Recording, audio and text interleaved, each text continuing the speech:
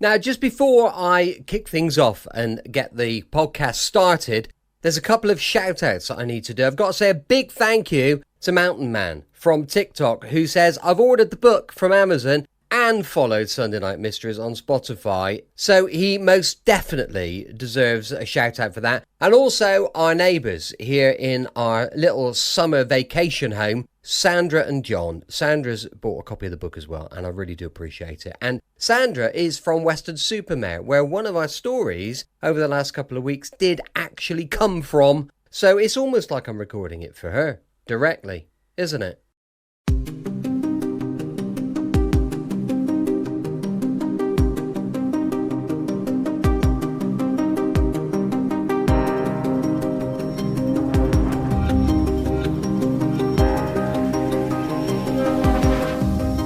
Welcome back to Sunday Night Mystery, your guide through the chilling enigmas of the unknown. I'm Brett, and tonight we venture into the heart of Bristol to unravel the enigma of Keith Burgess, a beloved member of the community brutally slain in his own home.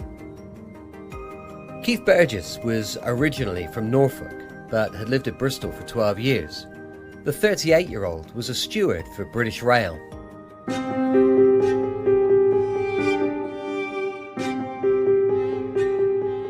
But he was more than just a familiar face in Clifton. He was a pillar of his local church, a sociable presence in pubs and clubs, and a cherished friend to many.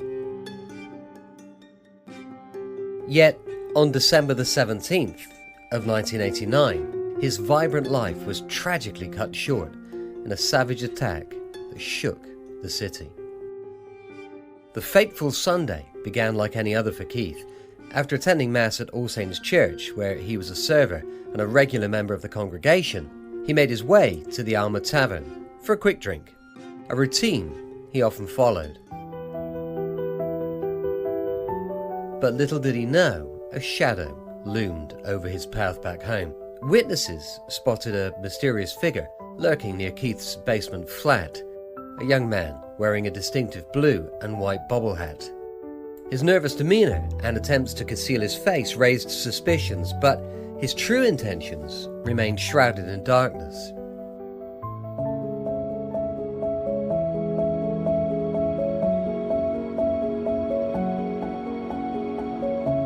Keith's neighbour, Betty Taylor, heard him arrive home later that afternoon. She visited him with Christmas presents, unaware of the tragedy about to unfold. As she left, she heard Keith invite someone into his flat, an encounter she would later regret. 30 minutes passed, and Betty heard the sound of Keith's door slamming shut. Expecting to see him leave for work, she instead witnessed the bobble hat man exiting the building. A chilling prelude of the horrors that awaited discovery. At 4:30 p.m, Betty returned to Keith's flat to feed his cat, as she often did while he was at work. Upon entering, she discovered a truly horrific scene.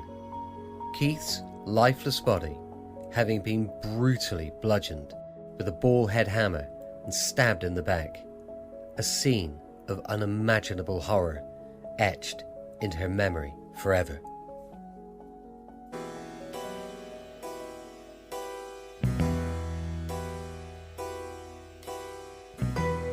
Keith's murder sent shockwaves through the community, leaving more questions than answers in its wake.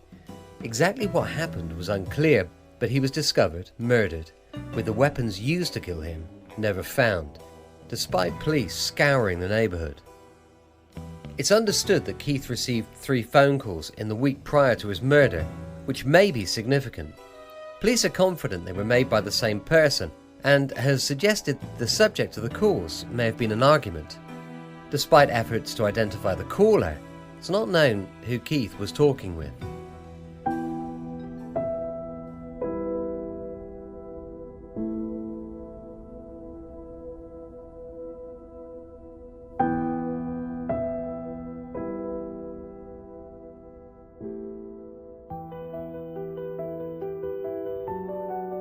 On the Friday, 2 days before his murder, Keith was seen having lunch with someone in the Marble Arch area of London. This person has also never been identified.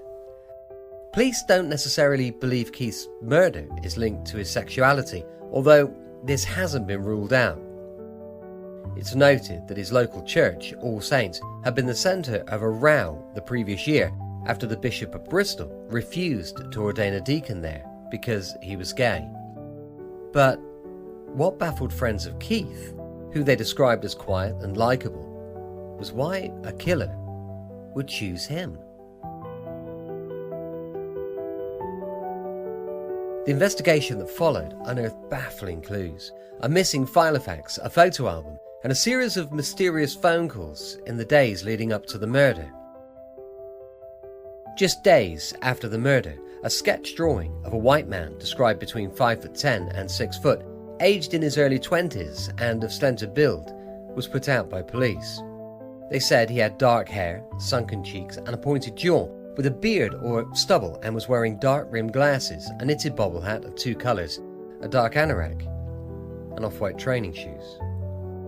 Considering the estimated age of his early 20s and the murder being in 1989, there's a very good possibility that this man is still alive and perhaps walking the streets of Bristol.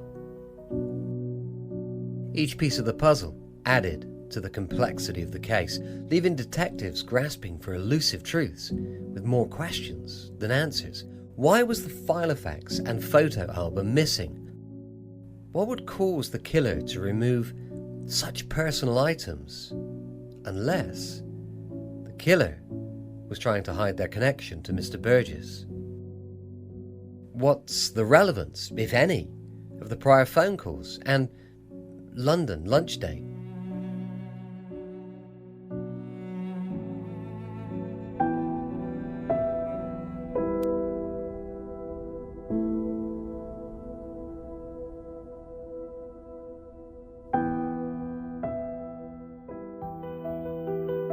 But the most baffling question is, what was the motive for such a vicious attack? Police suggested the mystery man could have been a vagrant from Swindon. He was still deemed the prime suspect in the unsolved murder. And further, note the use of 2 separate weapons as being unusual. Despite the passage of time, the identity of Keith's killer remains a mystery, a spectre that continues to haunt those who knew him best. As we ponder the unanswered questions surrounding Keith's death, let's remember him not for the tragedy of his end, but for the warmth of his spirit and the light he brought into the lives of others. Join us next week as we delve deeper into the shadows of the unknown, seeking answers to the mysteries that haunt us all. Till then, stay vigilant, stay curious, and never stop seeking the truth. While it may remain elusive, the pursuit of justice endures, a beacon of hope in the darkness.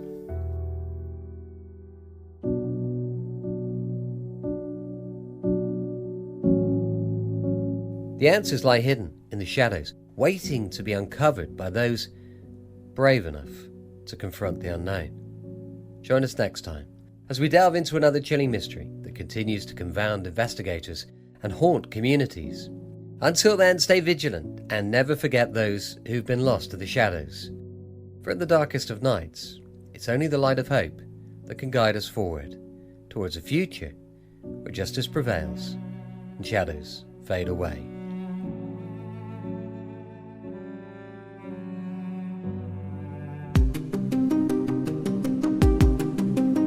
Join us next time for another episode of Sunday Night Mystery and journey once again into the mysteries of the night, where some enigmas defy resolution, leaving us to simply ponder secrets of the past. Till next week, stay safe. And remember, the truth may be hidden, but as long as we keep the investigation alive, it's never truly lost. I'm Brett, and I'll see you next time on Sunday Night Mystery. Stay curious, stay vigilant, and be sure to guard yourself against the darkness that surrounds us all. I'll see you next week on Sunday Night Mystery.